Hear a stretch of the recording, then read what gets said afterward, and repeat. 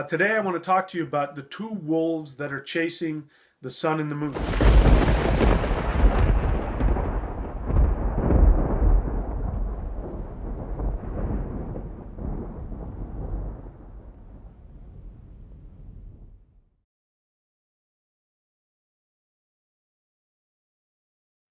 Hi, this is Michael William Denny of the ThunderWizard.com YouTube channel. Today I want to talk to you about the two wolves that are chasing the sun and the moon. The sun and the moon are being chased by two wolves, according to Norse mythology. And the two wolves' names are Sköll and Hati. Forgive me if I'm not pronouncing that correctly. Now, Sköll is translated as mockery or treachery, and Hati is translated as hatred, or he who hates. He who mocks and he who hates. So, now, it's not clear. It doesn't say that Sköll chases the sun or chases the moon. It's in poetic form, and it says that Sköll is pursuing the shining priest and chasing him into the desolate forest. And that hatred, Hati, is chasing the bride of the sky. Now, most people, and if you read this, most of the time you're going to see that they're going to say that the bride of the sky is the moon and that the shining priest is the sun. Except for one problem, which is that the Norse people, the Germanic people, in fact, you go further back in time, the majority of the shamanic cultures see the sun as female and the moon as male. Now, the reality is that the sun and the moon both have male and female aspects to them. I talk a lot about that. When we look at the sun, the word sun comes from sunna, which means the emptiness of the self. Su-na, self, empty. And in Buddhism, they have shunyata, which comes from the same word of sunna. Shunyata means emptiness. Now, this is the emptiness of the feminine, the energy that goes inward. The emptiness is not empty. It is pure potential. It is so powerful that anything put in there either immediately becomes manifested as reality or becomes torn to pieces, because it hasn't manifested into anything yet. So our ancestors were worshiping that part of the sun, the creative part, because without the sun there is no life. It is literally the sun that feeds all of the plants on the earth, which the animals eat. Without the sun, there is no life. So they were seeing the sun as the great mother. But there's two aspects to the sun. And as physics will tell us, the surface of the sun is actually cooler than, if you go further out, the expansion of the heat and the rays of the sun. That's warmer. That's much hotter. So here you have the male aspect is the ray. The ray of the sun is what is connected to Ra. In Egyptian, Raito is the rune. Raito means the right thing. It has to do with the law. We have the word Raja, and it's the same thing. We go back, there's another word for king in the Germanic, which is Rix. It comes from the same word, Raja. Raja means the ruler of what? The right order. So the king is he who puts down the law and makes sure that the law is followed, the right thing to do. The path of the sun. Raido is about the path of the sun. That's the masculine part. The feminine part is the internal part where the actual nuclear fusion happens, where the gravity of the sun crushes the molecules of hydrogen, which creates a nuclear fusion. That nuclear fusion creates a tremendous explosion, which bounces around inside of the sun and then finally exits as light and heat. And that's what reaches the earth. So those are the two aspects of the sun, the male and the female. The moon has a male and female aspect as well. Now, modern times, we see the moon as the nurturing mother, which she absolutely is. And that is the light that reaches us. The light that reaches us is very healing.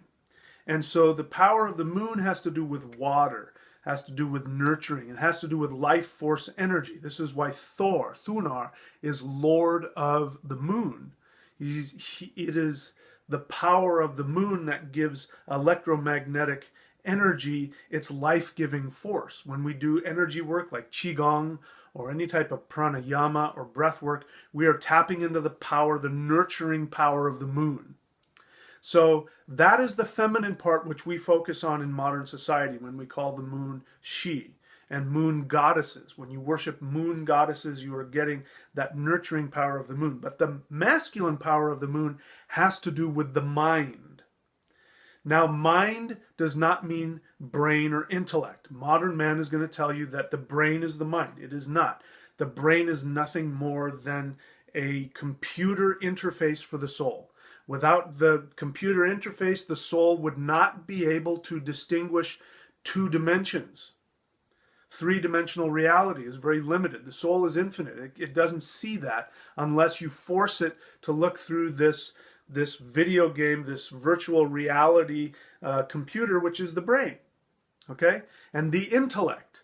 People think the intellect. A lot of people, when they talk about that person has a sharp mind, what they really mean is he has a sharp intellect.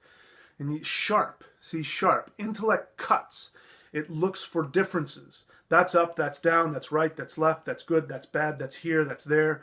You know, all that kind of stuff. That's what the intellect does. It means to pick apart from among. Intellect. So that aspect is not what we're talking about when we say the mind. The mind is the meditative mind. So the name man, human beings are man, meaning they are mind. So literally when you talk about man, you are saying he who has meditative power, he who meditates, he or she, because man means both male and female. It wasn't until later that it became, man and wife. Before, man meant both men and women. Mankind, we still use that, meaning human beings. And so human beings have the ability naturally to meditate, which is what? Reflect the soul. Reflect the eternal soul. That's what meditation is. We don't meditate nowadays because we live in a society that's all about the intellect. We're on computers all the time. We're living in this. I mean, we could go on and on about that. But that's why meditation is so important. And meditation has a direct connection to energy work like Qigong and Pranayama. So there's all different kinds of meditations, but that will give you power of life force energy, as well as the power to expand beyond your limitations. So it goes beyond the intellect. So now we get down to, why are these wolves chasing after the sun? What is what? So if we go by the sex of it, and we don't look at the modern interpretation, and we look at the actual verse, it says that Sköll, or Mockery, chases after the shining priest that into the desolate forest. Priest is masculine. What does the priest do? The priest is the one who meditates. Talking about the moon, the shining priest. He's reflecting the soul. That's what a priest does also. He reflects the divine. So we're talking about the moon, right? Now, when we get down to the bride of the sky, what is in the sky? Well, the moon is in the sky as well, but remember in the verse it connects it to the forest. Where is the forest? On earth. Where is our mind when in our body? When we're in our body, we're here on earth. That you can't have the reflection of the soul if you are the soul. So this has to do with more down-to-earth things. But the sky is the sky. And who rules the sky? The sun rules the sky. And the sun is a woman, and it's the bride of the sky. So we're talking about the sun. So now we know who does what. Mockery chases after the mind, and mockery means to take you down, to destroy your security in yourself. Oh, really? You think you can jump over that? Ha, I doubt that. You're mocking somebody. You're telling them they can't do the impossible. That's what the mind does. The meditative mind expands the boundaries. And so there's always this doubt following the mind, trying to tear it down.